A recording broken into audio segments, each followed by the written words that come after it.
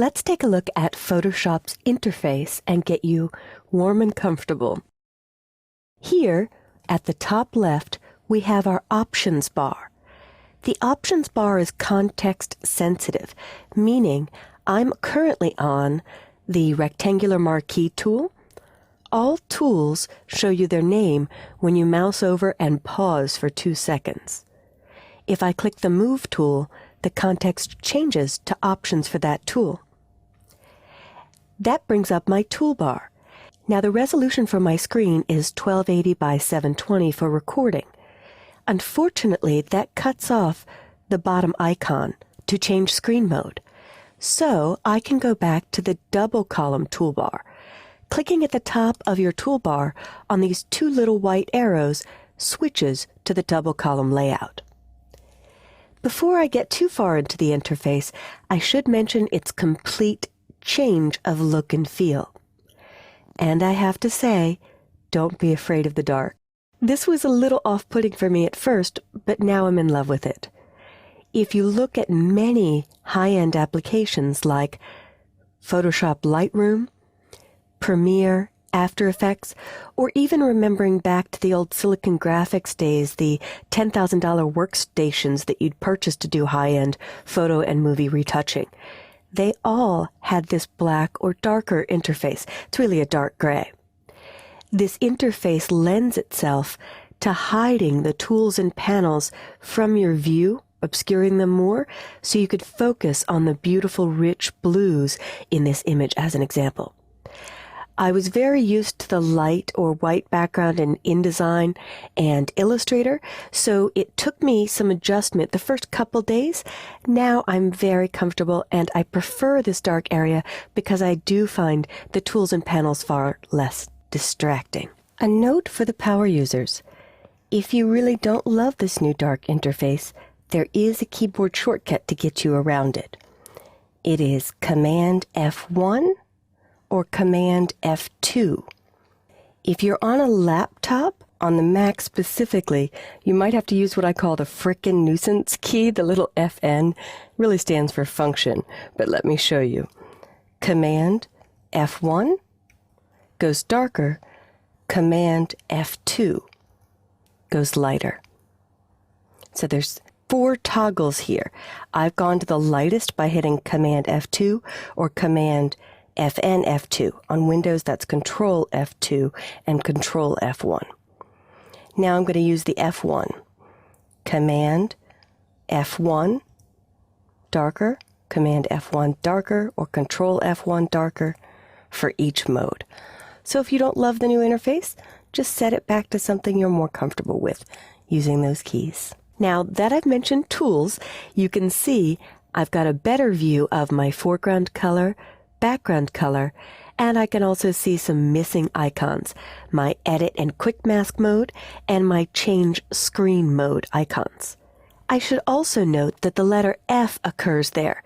Simply hitting the letter F once goes to full screen mode with menu bars and panels. Hitting F again may scare some people. It goes to full screen mode with black background and no menus. Hitting F one more time brings all of your panels back and goes back to the standard screen mode. Now this is the beginning of the DVD, so I'll try to avoid too many shortcuts, but I had to show you in case you inadvertently hit the letter F that could happen. You could lose your menus and panels, and many people think their computer is locked up. They're not sure why everything disappeared. The next area of your workspace is on the right, your panels. So we have collapsed panels. Clicking once on the word History expands it. Clicking again collapses it. I call this opening and closing the drawers. Click once to open the drawer, click again to close the drawer. If I click once to open the drawer, I can move to the bottom edge and stretch History. History will become very important. It is a listing of everything you've done since you opened Photoshop. I'll click again to close History, and here I can see an expanded view of my Color panel, Adjustments panel, and Layers panel. If I click up here in the upper right corner on these double-sided arrows, I can go to the collapsed view, which takes up a little less screen territory, and then I can click the word layers to pop them out and stretch them to expand. For the beginning of this video, I'll expand those, and the last part of your screen I want to dissect is your zoom level.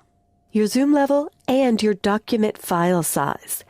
If I were to go to the rectangular marquee tool and select the couple and choose Layer, New Layer, via Copy, it makes a copy of the couple on a new layer, and you can see that your file size is changed. The flattened TIFF or PSD file size would be 14 megabytes.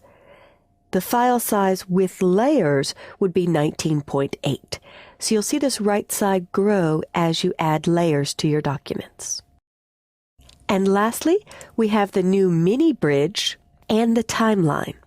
Timeline is for video editing or creating videos from your 3D effects. I can double-click on my desktop and see a few images that I have stored there on my desktop.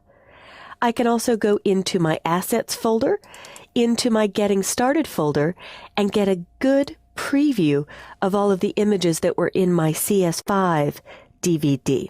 Your Lesson 1 folder will look different because, well, my child has aged a bit. I'll double-click on the word mini bridge to collapse that again. And this was your overview of the Photoshop workspace and the new darker UI, if you like to talk nerdy, or user interface to define my acronyms.